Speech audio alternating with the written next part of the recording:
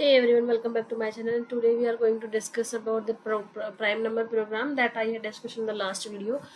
So just I'm going to explain that program it again because the video has got disconnected in between. So let's see. First we will be moving into that particular program, and I will explain you like how I have written the program. Okay, and I will try to open this file, and the file name I have already saved in one of my input. So let's see, we'll open that particular file and we'll try to be explain you what I have written. Okay, I will open the file, new file, and I'll explain you about that particular program. And after that, explaining that particular program, we'll be moving in the next topic, that is the recursive function. Okay, so recursive function and what is the function and which type of function we are, that I was discussing. And I have already explained about the type of function that you can write in your in your exam, like when you are passing the parameter in function, that is a parameterized function, non-parameterized function, returnable function, non-returnable function. So here we was checking the prime number program. So prime number is one which is divided by self and one. Okay, that is the prime number.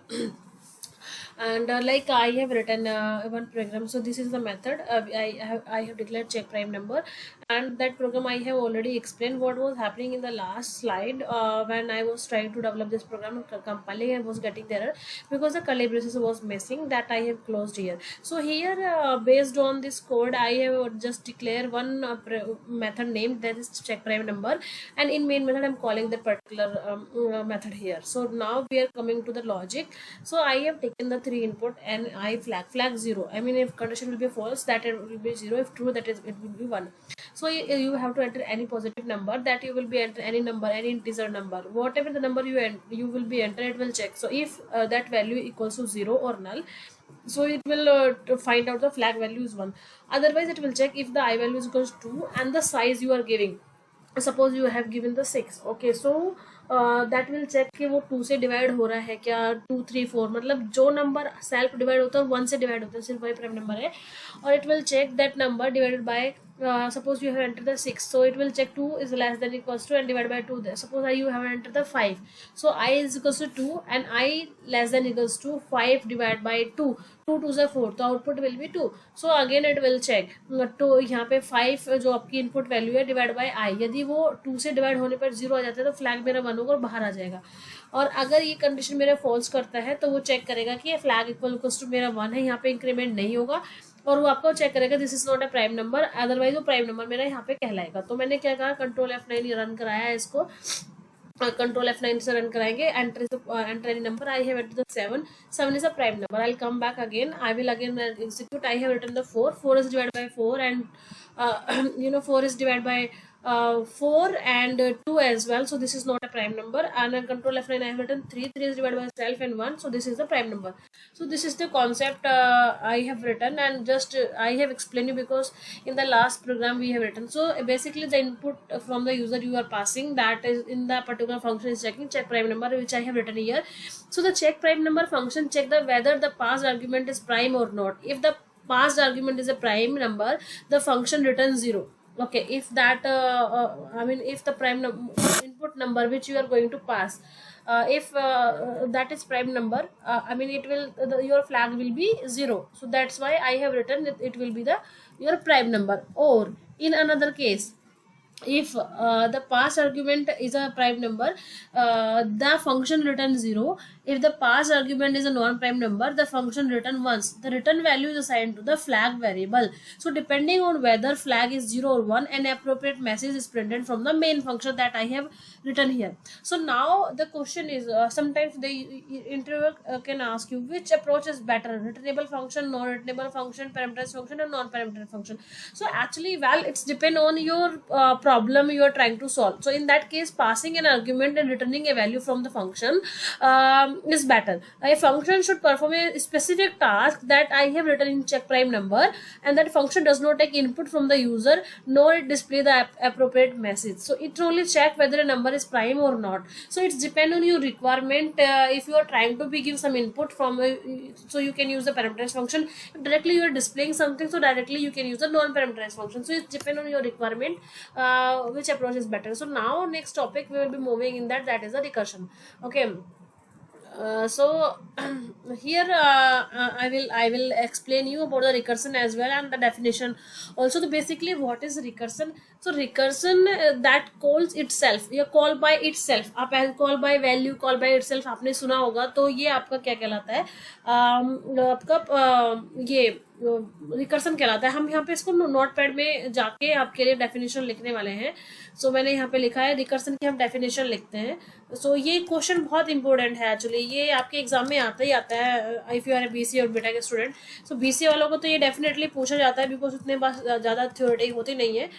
तो theoretical session में आपके ये question आते हैं और एक programme आता है जो आप लिखते हैं. तो आपके 10 नंबर का या फिर 8 नंबर का आपका प्रोग्राम आता है, बट ये डेफिनेटली पूछा जाता है.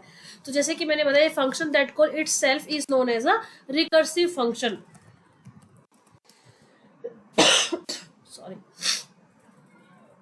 ये आपका क्या कहलाता है? रिकर्सिव फंक्शन कहलाता है. Okay, and this technique is known as recursion. And you can write here and this technique, ये टेक्निक क्या कहलाती है? आपकी रिकर्सन कहलाती है. कॉल बाय इटसेल्फ मतलब बार बार वो अपने आप को कॉल कर रहा है. ये call by value, call by reference आपने सुना होगा ना. तो जो रेफरेंस, कॉल बाय रेफरेंस आप बोलते हैं ना, वो यही होता है रिकर्सन.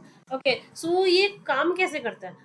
मैं आपको इसका सिंटेक्स लिख के बताने वाली हूँ. सिंटेक्स कैसे लिखते हैं, हाउ इट इज वर्क. और यह सिंटेक्स, मैंने कोई फंक्शन क्रिएट किया, मेरे फंक्शन का नाम है रिकर्सिव फंक्शन. सपोज मैंने ये नाम है, मतलब ये प्रीडिफाइंड नहीं है, just I have declare this name. तो ये जो फंक्शन है इसके अंदर फंक्शन की बॉडी रहेगी और मैंने इस फंक्शन के अंदर ही सेम फंक्शन को कॉल करा लिया. ये मेरा जो फंक्शन मैंने यहाँ पर डिक्लेयर किया ना, कॉल बाय इटसेल्फ बोलते हैं इसको, मतलब अपने अंदर ही अपने फंक्शन को कॉल करा लिया. तो ये आपका रिकर्सिव फंक्शन कहलाता है.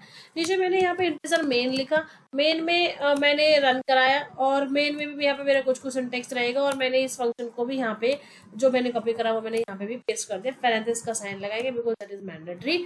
और ये तो ये आपका क्या कहलाता है? रिकर्सन कहलाता है. तो कैसे काम करता है ये? आपने कोई भी वर्ड रिकर्सिव जो मैंने फंक्शन लिखा है, रिकर्सिव को रिकर्सिव के अंदर ही कॉल कराया, तो कॉल बाय इटसेल्फ बोलते हैं. तो यही ऐसे काम करता है. तो मेन मेथड पे जाएगा सबसे पहले.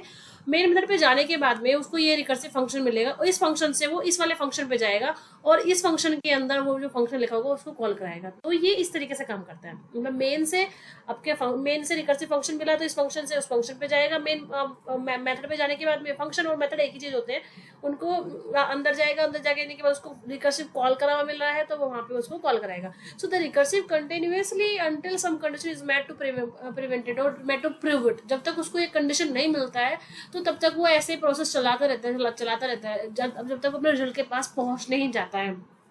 So to prevent infinite recursion, if-else statement can be used where one branch makes the recursive call and other doesn't. So you have to write some conditions there that will check like your condition is met to the particular requirement, and so that can exit to the particular loop. So basically I'm going to write a one program here. So that program will be the sum of natural number using recursion. That program I have written already without the function also, but here you can write the Fibonacci series program, factorial program. So here first I am trying to explain you one simple program that is sum of natural number using recursion. सो पहले हम ये programme लिखने वाले हैं, उसके बाद में हम फैक्टोरियल का भी पढ़ लेंगे. फैक्टोरियल का प्रोग्राम मोस्टली सब लोग लिखते ही हैं कि वो बहुत फेमस प्रोग्राम है. जब रिकर्सन की बात आती है तो बहुत इजी समझ में आ जाता है आपको. सपोज आपको फैक्टोरियल 5 निकालना है तो your output will B 5 × 4 × 3 × 2 × 1. So until it will not find out the 5, so it 1 to 5 मतलब जो भी कंडीशन आपने दिया है 1 दिया, लेस देन 1 दिया है तो इट विल चेक कि जब तक वो 1 तक नहीं पहुंच जाता है तो it will try to be calling by the same function again and again and it will try to calculate your output. output. So that is why people used to give the recursion program, factorial program for the example of recursion. So here I'm trying to open a new source file, and I will explain you the new program. All other programs also will be doing, but for now I'm just trying to use this one. सो मैंने इसका नाम दे दिया recursive. तो यहाँ पे ये जो function का नाम मैंने दिया उसके बेस पे मैं एक छोटा सा प्रोग्राम लिख लेते हैं. उसका एग्जांपल आपको याद रहेगा इसलिए हमने ये दिया यहाँ पे. तो यहाँ पे आपको सेम है, आप ये यूज कर रहे हैं तो आप आपकी मर्जी है, आप कोई आईडी भी यूज कर सकते हैं. मैं टर्बो सी यूज करते हैं बिकॉज मोस्टली बच्चे इसको यूज करते हैं, लेकिन आई विल सजेस्ट कि जल्दी मैं आपको ये विजुअल स्टूडियो या फिर इक्लिप्स पे काम कराने वाली हूँ. That will be helpful. Okay, तो हमें इतना मतलब सजेशन काफ़ी मिलते हैं. तो मेरा जो कोड होता है वो लिखने का तरीका और उसको थोड़ा इम्प्रूवमेंट हो जाता है कि सजेशन आपको मिलता रहता है. तो आपका जो कोड है इजी टू राइटिंग और इजी टू अंडरस्टैंड हो जाता है. तो मैंने यहाँ पे फंक्शन डिक्लेयर किया. मैंने आपको बताया कि अगर आप मेन मेथड सबसे पहले लिखते हैं तो आपको फंक्शन की डेफिनेशन या प्रोटोटाइप देना बहुत ज़रूरी होता है. और अगर आप ऐसा नहीं करते हैं तो पहले आप फंक्शन लिखेंगे, फिर उसके बाद में मेन मेथड लिखेंगे. ओके, तो मैंने यहाँ पे लिखा इंटीजर मेन. मैंने रिटर्नेबल बनाया, आपकी मर्जी है नॉन रिटर्नेबल भी लिख सकते हैं. मैंने दोनों तरीके से आपको बता रखा है कोड. तो यहाँ पे हम क्लिक करेंगे इंटीजर पे. मैंने यहाँ पे नंबर लिया है और मैंने एक वेरिएबल और लिया है यहाँ पे रिजल्ट नाम का एक वेरिएबल ले लिया. सो मैंने यहाँ पे क्या किया, प्रिंटफ एक फंक्शन लिखा है और यहाँ पे लिखा enter a positive number. Why I used to write positive number? Positive number means any integer number 0 to 9. Okay, so that's why I used to write positive number. So आप confusion में नहीं जाए. तो any number भी आप लिख सकते हैं, your choice. So it's not always you have to write the positive number only. So यहाँ पे मैंने scanf में यूजर से इनपुट करा रहे हैं इंटीजर टाइप की वैल्यू है. %d यूज करेंगे, एम्परसेंट यूज करेंगे. कौन सा नंबर आप इनपुट करा रहे हैं, that is the variable number you have use here. So मैंने यहाँ पे लिखा कि जो मेरा रिजल्ट है उसके अंदर में मेरा ये सम फंक्शन कॉल होगा और ये क्या पास करा रहा है, मेरे को एक इनपुट पास करा रहा है. वो इनपुट किस में आएगा, आपके नंबर में आएगा. तो जो भी आप इनपुट एंटर करेंगे वो मेरा नंबर में यहाँ पे स्टोर हो जाएगा. तो मेरा ये फंक्शन हो गया. अभी मैंने इसको प्रिंट भी तो कराना है. अगर हमें प्रिंट नहीं कराएंगे तो कंपाइल हो जाएगा, लेकिन मेरा नंबर जो है प्रिंट नहीं हो पाएगा. तो मैंने यहाँ पे %d यूज करा और मेरा जो आउटपुट है वो किसके अंदर आ गया, रिजल्ट में. तो वो मैंने यहाँ पे रिजल्ट कर दिया. इंटीजर मेन लिखा है तो डेफिनेटली आपको रिटर्न 0 लिखना पड़ेगा. और मैंने ये आपको बताया है कि रिटर्न 0 मतलब आपका प्रोग्राम का जो है वो टर्मिनेट हो रहा है, मतलब एग्जिट हो रहा है. तो उससे पहले ही आप यहाँ पे गेट cs लिख दीजिए. आपको CLRS या क्लियर स्क्रीन यूज करने हैं तो आप ये लिख दीजिए. और यहाँ पे आने के बाद में you are going to write your function, मतलब जो तुम्हारा लॉजिक है वो इस फंक्शन के अंदर आने वाला है. तो लॉजिक में आपको ये ऑलरेडी पता है, वही सेम लॉजिक लिख रहे हैं जो पहले आपने लिखा है. मैंने लिखा इफ मेरा जो नंबर है n does not equal to 0 है, तो मेरा ये यहाँ पे इसको कॉल कराएगा. देखो मैंने एक चीज, जब आप एक लाइन लिखते हैं ना तो एक लाइन के लिए आपको कर्ली ब्रेसेस की जरूरत नहीं होती. लेकिन अगर आप सिंप्लीफाई करते हैं कि आपके पास 2 लाइन है, मल्टीपल लाइन है, तो उसके लिए आपको देना पड़ता है. तो मैंने इस वाले प्रोग्राम में नहीं दिया. अगर देते हैं तो बहुत अच्छी बात रहती है. यहाँ पे आप एल्स लिख देंगे. तो एल्स में मैंने क्या कर दिया, रिटर्न करेगा. तो मतलब ये क्या रिटर्न करेगा, यहाँ पे n रिटर्न करेगा. अभी इस फंक्शन को लॉजिक को समझते हैं. यदि उसको जो वैल्यू है वो n does not equal to 0 है, जो इनपुट की वैल्यू है वो नॉट इक्वल टू 0 है, तो आपका ये रिटर्न सम करेगा n जो आपने इनपुट दिया प्लस सम n-1. मतलब आपने 5 वैल्यू एंटर करी, आपने समझिए. तो आपके n की वैल्यू कितनी है, 5. तो वो चेक करेगा कि 5 does not equal to 0, right. तो जो आउटपुट रहेगा आपका वो 5 प्लस सम फंक्शन कॉल होगा, वो क्या 5 - 4.